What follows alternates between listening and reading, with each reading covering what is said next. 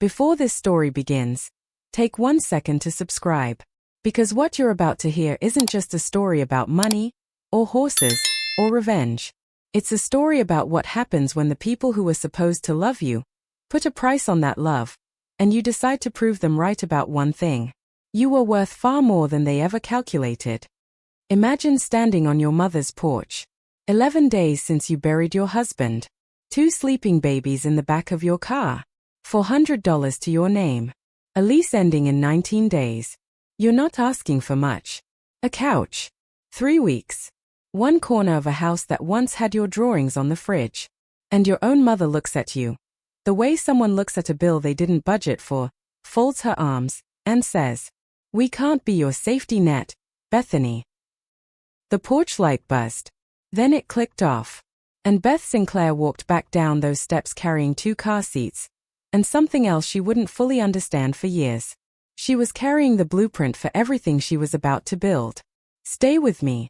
Because 8 years later, that same woman would stand on a stage in front of 300 people, look her mother directly in the eyes, and say the 7 words that emptied the room and ended a story that was never supposed to have a winner. This is that story. Beth wasn't supposed to be strong. She was supposed to be convenient. Growing up, she was the responsible one. The one who worked part-time while her younger brother Travis got the soccer fees and the new shoes and the proud smiles at the dinner table. She didn't resent it then. She told herself it meant she was the capable one. The one who didn't need as much. She believed that lie for a long time. At 22, she married Daniel Sinclair. A rancher. Young. Dirt poor. Laughing all the time. He was the kind of man who graded the same slope 100 times and never once thought it would be the last time. It was a Tuesday in October when the hospital called. Beth was warming baby bottles. The microwave had 11 seconds left on the clock. She remembers that exactly. She drove 40 minutes with her hands at 10 and 2 and her mind completely, mercifully blank. She signed 3 forms at a counter and her signature came out steady, which felt like its own kind of betrayal. Daniel was gone. 28 years old. Gone. And their twins, Caleb and Hannah, had just learned to clap. That night, Beth sat on the kitchen floor between 2 cribs and did the math out loud. Rent. Truck payment. Daycare. Diapers in 2 sizes. She said the numbers into the dark because saying numbers kept her from falling apart completely. She counted it twice and got the same answer both times. No. She had 2 doors left to knock on. She drove 90 minutes east to a brick house with a seasonal wreath on the door. She knocked. Her mother opened it in her good cardigan and didn't step aside. Her father hovered in the hallway and studied his shoes. Her brother Travis cracked his bedroom door, saw it was her, and quietly closed it again. 3 weeks. A couch. A corner. We can't be your safety net, Bethany. You're an adult. Adults handle their own messes. Beth said okay. She carried the car seats back to the truck. She didn't cry until the county line. Then she pulled over at a gas station off Route 9 and called the only other number she had. She called Ruth Sinclair, her late husband's mother. She wasn't even asking for help. She just needed to say out loud that she was struggling. Ruth listened for maybe 20 seconds. Then she said, "Where are you right now?" 40 minutes later, headlights swept across 2 sleeping babies in the back of a car. Walt Sinclair climbed out without a word and started moving car seats like he'd done it 1,000 times. Ruth came around the other side with a blue quilt stitched with white stars, the one she'd made when the twins were born, and wrapped each baby in it, right there under the fluorescent lights. Then she pressed something warm into Beth's hands. A chipped casserole dish. The color of a marigold. Still hot. Like she'd grabbed it straight off the stove. Beth started to say she couldn't accept it, that she didn't want to be a burden. Ruth cut her off the way only a truly kind woman can. Gently. Completely. She looked at Walt and said, "Set 2 more plates. They're ours now." 7 words in a gas station parking lot. And Beth Sinclair followed those taillights 40 miles into the dark, and didn't know yet that she was finally, for the first time in her life, driving toward her real family. The Sinclair place was 80 acres of good intentions and bad luck. A barn that needed a roof. A fence line that needed everything. A mortgage Walt didn't mention in front of company. The bank had given them 18 months before the foreclosure conversation would begin. Beth knew that number the way she knew her own pulse. She slept 4 hours a night and got up and did it again. She broke colts for neighbors at dawn, drove a feed route at midday, came home and mucked stalls and read genetics papers until her eyes crossed. Walt offered her wages and she refused them for 4 months, because owing anyone anything felt like a debt she couldn't survive defaulting on twice. Here is the part nobody in her mother's house ever bothered to know about her. Beth had a degree in equine science, earned over 6 years of night classes and double shifts at a vet clinic, paid for entirely by herself. She knew bloodlines. She knew confirmation. She knew the difference between a horse that was sound and a horse that just hadn't broken down yet. On day 9 at the Sinclair Ranch, Walt walked her out to see the stock. And at the back of the barn, Beth stopped cold. There was a bay mare, 4 years old, with a left front leg that turned in slightly at the knee. Walt said she was headed to Saturday's sale. Nobody wanted a crooked-legged mare. He couldn't afford to feed what he couldn't sell. Beth stood at that stall for a long time. Everyone who'd looked at that horse had seen a liability. She watched the mare take 3 steps across the straw, and saw something else entirely. That turned-in leg. The way it loaded and pushed off just a fraction faster than a straight-legged horse ever could. A quirk that everyone else read as a flaw, she read as a gift. She asked Walt to give her until spring. He looked at her like she'd lost her mind. Then he looked at the mare. Then he nodded. Her name was Juniper. She was the first thing Beth had chosen in 11 days. 14 months of careful, deliberate work. Beth didn't fight that leg. She built around it.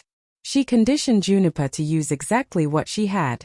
And by the following spring, that so-called crooked mare could stop on a dime and roll back faster than horses worth 10 times her value. Beth entered her in a small reigning futurity 2 counties over. Folding chairs. A concession stand that only sold hot dogs and coffee. When Juniper ran her pattern, that turned-in leg let her sink into the ground on her stops like she was pouring herself into the earth. 3rd place, out of 41 horses. Beth stood in the dirt holding a green ribbon and felt the first solid thing under her feet in over a year. But the ribbon wasn't what mattered. In the 2nd row of the bleachers, an older woman had been writing in a leather notebook the entire time. When Juniper made her final stop, the woman put her pen down and simply watched. After the event, she found Beth at the trailer and asked one question. Where did you get that mare's bloodline? Beth told her the truth. A horse headed to slaughter. The woman studied her for a long moment, handed over a business card, and said she'd be in touch. The card read, Vivian Hargrove. Beth had no idea who that was yet. She was about to find out. Vivian Hargrove was not a nice older lady who liked horses. She was a legend. 40 years in performance horse breeding. A reputation that opened gates from Texas to Kentucky. She showed up at the Sinclair place that February in a truck worth more than the barn, walked the fence line with Walt, then watched Juniper move for 10 full minutes without speaking. Then she turned to Beth and said, You read that leg correctly, which most people with letters after their name would have missed. I want to know what else you can see. Beth told her. Juniper's trait was heritable. A whole generation of horses could run the way she did. The market would pay for it, if Beth could prove it across multiple foals. Vivian asked how much capital that would take. Beth had run those numbers 100 times in the dark. She gave the figure without flinching. Vivian didn't flinch either. Let me invest in you, she said. And the strange thing, the thing Beth still isn't entirely proud of, her first instinct was no. Because she'd learned what it meant when people offered to help. She'd learned it on a porch in October. So instead of yes, she said, I'll need to see every term in writing. And Vivian Hargrove smiled like she'd just passed a test. They spent 3 weeks on the agreement. Beth hired a lawyer named Pat, a careful woman who charged in installments and earned every dollar. Vivian would fund the program.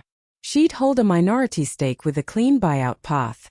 But the line Beth dug in hardest on, the one Pat said most people in her position never thought to protect. The bloodline itself. The genetics. The breeding rights. The records. The future of Juniper's line. All of it, structured separately, entirely under Beth's control.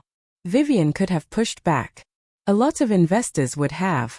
Instead, she read Beth's red lines, looked over her glasses, and said, "You're going to do just fine, aren't you?"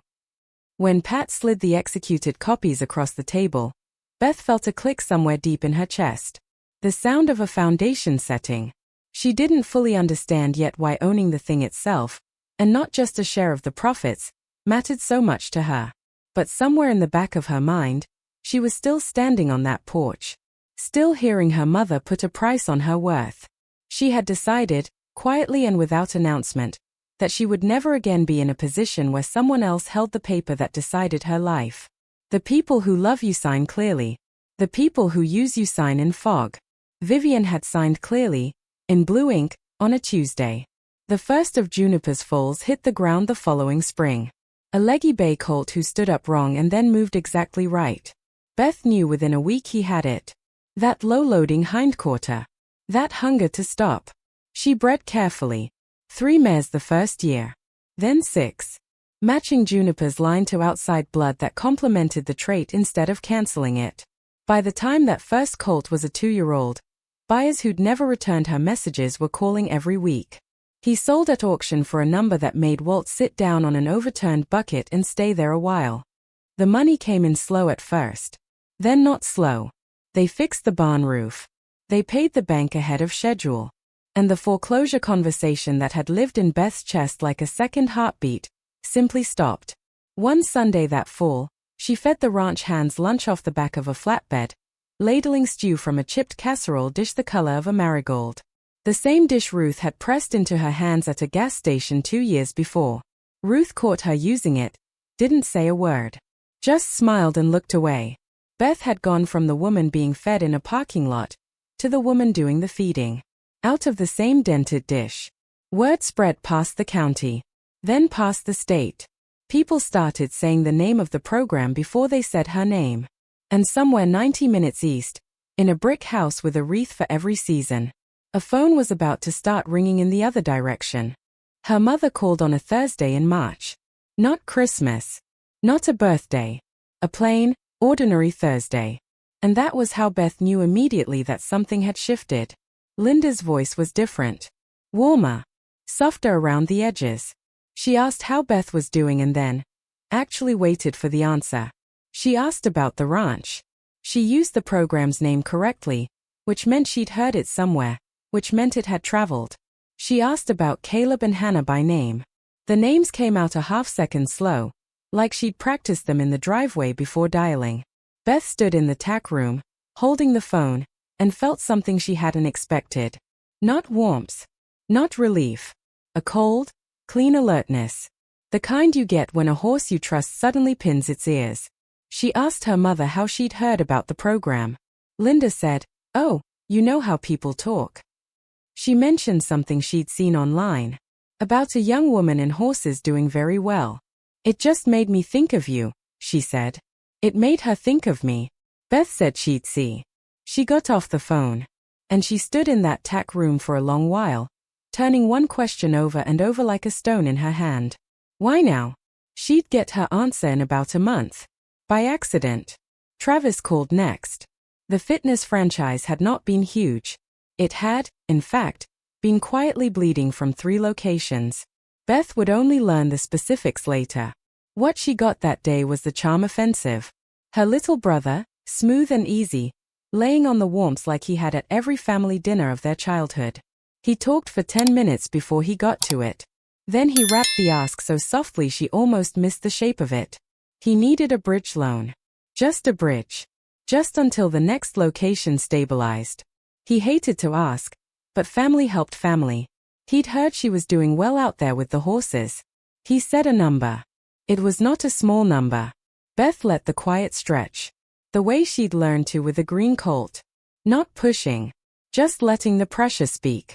Then she said, calmly, "Travis, I help people who showed up. You weren't there." He laughed, uncertain. Asked what that was supposed to mean. She told him exactly what it meant. She told him she had stood on their parents' porch with 2 babies and an empty checking account. And he had opened his bedroom door, seen her face, and closed it. He said he didn't remember it like that. She said she remembered it like that every single day for a year. He got quiet. Then cold. Then he told her she'd always been dramatic. That family was supposed to forgive. Beth said, forgiveness and a loan are two very different transactions. She wished him luck. She meant it. Then she hung up and went back to the barn, where things made sense. The answer to why now arrived on a Tuesday, dressed up as nothing. Travis forwarded her an email by mistake. He'd meant to send it to their mother. But his thumb caught the wrong contact. And underneath the new message sat an entire thread, scrolling back 6 years, the way email does when nobody bothers to clean it up. Beth almost deleted it. Then her own name caught her eye. She scrolled. There it was. Black and white. A conversation between her mother, her father, and her brother, written in the spring after Daniel died. Her mother had written that taking Beth in would have been throwing good money after bad. That she'd made her choices marrying a dirt-poor rancher. That some people were simply a bad investment. Her father had agreed. They had to think about Travis's future. And then the line that hollowed her out and refilled her with something harder. Her mother had written, "We keep it civil. We don't burn the bridge completely. Because you never know. If the ranch ever amounts to something, we'll want the door cracked. We'll want the door cracked." They hadn't forgotten her out of carelessness. They had filed her away on purpose. An asset marked down. A position they'd hold in case it ever appreciated. The warm phone calls weren't a thaw. They were a quarterly review. Beth read it 3 times standing in the kitchen. She waited for the wave of rage. It didn't come. What came instead was something colder. And far more useful. Clarity. She printed it. Not for a lawyer. Not for a lawsuit. She printed it so she would never again confuse what they were doing with love. She did not call her mother and read the email back to her. She did not let Travis pull her into a fight he understood better than she did. She made no noise at all. Instead, she made a decision. She would outbuild them. She would make something so solid, so completely and cleanly hers, that when the day came that they reached for it, their hands would close on air. That was the whole plan. Build. Structure. Wait. As the program's name got bigger, her family discovered a sudden, very public devotion to her. The first time, at a major futurity with real bleachers and a live stream, her mother and Travis showed up uninvited. Her mother hugged her for a photographer from the regional horse magazine, hands spread across Beth's back like she was presenting her. Travis told a reporter, loud enough to carry, that the family had always believed in her. That they had sacrificed so she could chase the dream. Beth stood in their performance like a fence post they were leaning on for the picture. And she understood exactly what they were building. The image of a close, loving family who had stood by their girl through hard times. The groundwork for standing right beside her when it paid off. So no one watching would ever question why they deserved a piece. She let them have their photos. She smiled the right amount. And she filed the moment away. They were building their story in public, loud and witnessed. She was building hers in a lawyer's office, quiet and airtight. And when the day came, she would answer their image with the only thing that beats a performance. The truth.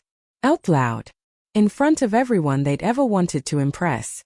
There was one moment, just one, that nearly cracked her open. Her father found her alone at the back of the trailer lot, away from the cameras, hat working in his hands, eyes red. He said, "Beth, I think about that night a lot." He paused. A long pause. "I sat in the truck at midnight with the keys in my hand. I should have driven to you. I should have driven to you." For one suspended second, Beth was 12 years old again, wanting so badly to believe her father would come. Then she asked him the only question that mattered. "Dad, that was 8 years ago. Where are you standing now?" He looked at the ground. The silence stretched. And in that silence, she got her answer more cleanly than any words could have given it. A man who felt the right thing, and would never once do it. The offer came when Caleb and Hannah were 9 years old and Beth was 34. By then, the program wasn't a ranch anymore. It was a brand. A training facility. A client list with a waiting list. And at the center of it all, a bloodline traced back to a crooked-legged Mare man had once been about to send to slaughter. A Western lifestyle company sat across from Beth and Pat at the kitchen table and slid a number across the wood. $100 million. For the land. The facility. The brand. The genetics. The breeding rights. The future of the line. Beth sat with that number for a long moment. She asked for 2 weeks. They gave her 3. That night, she walked out to Juniper's paddock. The mare was 12 now, retired from the show pen to soft grass and easy mornings. Beth leaned on the fence rail and looked at her for a long time. Selling meant she would never again have to ask anyone on this earth for a place to sleep or a plate of food. Selling meant the door was finally, permanently, only hers. She already knew she'd take it. The only question left was who she'd open it for. She knew what she wanted to do with the money before she finished signing the sale. And she built it like she built everything. On paper. Airtight. With Pat. 3 structures. The first, an irrevocable trust for Caleb and Hannah. Locked so tightly that no charm, no lawsuit, no tearful holiday plea could ever reach a single dollar. They would be educated, secure, and free. No one would ever stand on a porch and price them. The second, for Walt and Ruth. The deed to the original 80 acres signed back to them, free and clear. A funded account that would carry them comfortably for the rest of their lives. Not a gift with strings. Just theirs. When Beth told Ruth, she put down her dish towel and said, "You don't owe us a thing, honey." Beth said, "I know. That's exactly why." The third was the one that mattered most. The Daniel Sinclair Memorial Scholarship Foundation. Funded for the long haul. Supporting young people into equine science, with a preference written directly into the bylaws for applicants raising children alone. She wrote that line herself. She made Pat read it back to her twice. Every dollar was already allocated before the celebration was announced. Every document signed, witnessed, notarized, and filed. She hadn't built a scheme they could break. She had built a structure they could only stand outside of. Then it leaked. The way $100 million always does. The regional business page ran it first. Then the horse press. Then national outlets picked up the angle they couldn't resist. The young widow who built an empire from a mare headed to slaughter. Her phone, quiet on the family front for years, came alive like a thing possessed. Her mother texted within 6 hours. "So proud of you. Always knew." Travis sent 4 messages. The last one just a string of celebration emojis. Like they'd won something together. Her father called and left a voicemail. He hoped they could all sit down soon as a family. He loved her. Beth stood in the kitchen reading all of it, and heard her mother's voice from 8 years ago as clearly as if she was standing in the room. "We can't be your safety net, Bethany." But now they could see the size of the net she'd built. Woven from nothing. While they watched from 90 minutes away. And every one of them was reaching for it. The day came up golden still. Close to 300 people moved across the ranch grounds with coffee and lemonade, talking horses and weather and the unbelievable thing this woman had built out here in the dirt. Ruth had made her stew in a roster-sized pot, but ladled it at the end out of the original chipped marigold dish. Because some things, Beth had decided, you don't replace just because you finally can. Walt and Ruth sat in the front row near the stage. Walt in a tie he clearly hated. Ruth with the twins on either side of her. Caleb fidgeting. Hannah solemn and proud. Beth wore a clean shirt and good boots. She shook 100 hands. Vivian found her and squeezed her arm. "You did exactly what I knew you'd do," she said. Everything was calm. Everything was exactly as built. And then she saw them. Her mother. Her father. Travis. Walking in through the front gate, dressed for a photograph, working the edges of the crowd like they owned the day. Uninvited. Smiling. Right on time. Her mother stopped to introduce herself to strangers as Beth's mother. "You must be so impressed. We always knew." Travis had positioned himself near the cameras. Beth heard him tell a reporter, just loud enough, that the family had sacrificed everything to give her her start. That this was a story about what a family could do when they stood together. Her father trailed behind them, hands in his pockets, eyes finding hers and then sliding away. Her mother caught Beth's eye across the crowd and lifted one hand in a small, confident wave. The wave of a woman certain her seat was being saved. Vivian raised one eyebrow. A question. Beth gave the smallest shake of her head. Not yet. She climbed the 2 steps onto the stage. The crowd settled and turned. Her mother smiled out at all of them like she'd built the place herself, arranging her face for the gratitude she was sure was coming. Beth set her pages on the podium. She looked at the people she loved in the front row. And then she began. She didn't raise her voice. That was the whole point. She thanked them for coming. She told them the short version of the truth. 8 years ago, she had arrived in Cedar Hollow with 2 babies and nothing. And the people who took her in hadn't asked what she could do for them. They had simply set 2 more plates. She found Ruth's eyes in the front row. Then she said she had 2 gifts to give before anything was made official. And she wanted to give them in front of everyone. Because the right people deserve to be thanked out loud. First, the foundation. The banner unfurled behind her. Her late husband's name, 20 feet tall over her shoulder. The Daniel Sinclair Memorial Scholarship. Funded to help young people into the work that had saved her life. With a preference for parents raising children alone. The crowd made that warm, low sound a crowd makes when something truly lands. Then the second gift. She asked Walt and Ruth to stand. They did. Confused. Ruth pressing her hand to her chest. Beth told the 300 people what she told no one outside a lawyer's office. The deed to this land had already been signed back to Walt and Ruth Sinclair. Free and clear. Theirs. Forever. Along with everything they'd need to never worry again. Because 8 years ago, they had given a stranger a home. And you don't repay that. You can only try to match it.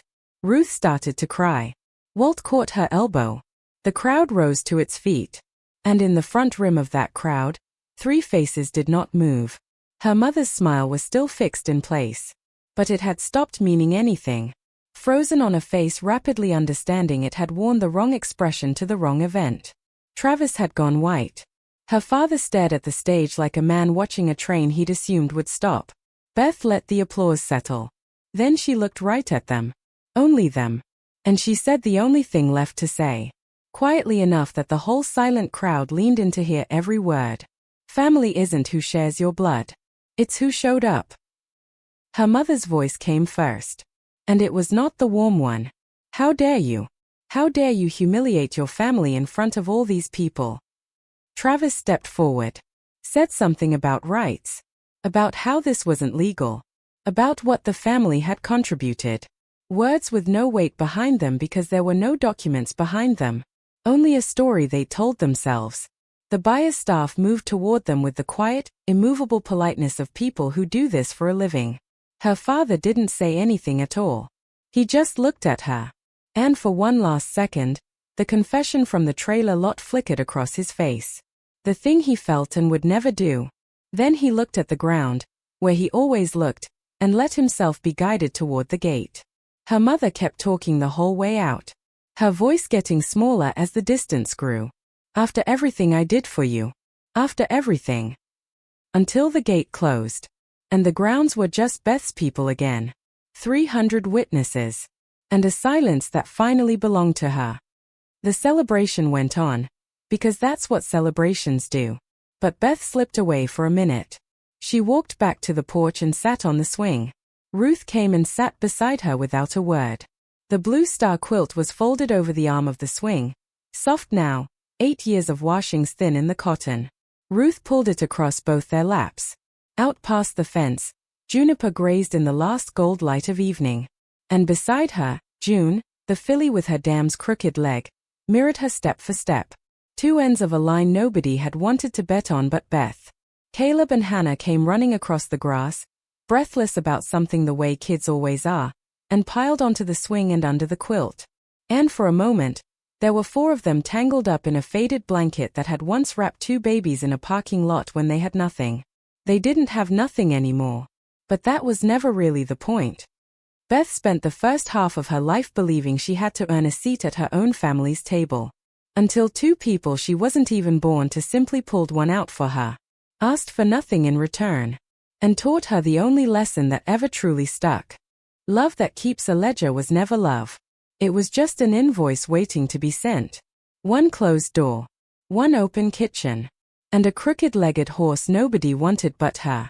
If someone showed up for you when your own blood wouldn't, go tell them today. Don't wait for $100 million reason. By the way, where are you watching this story from? Let us know in the comments, because it's amazing to see how far these stories travel around the world.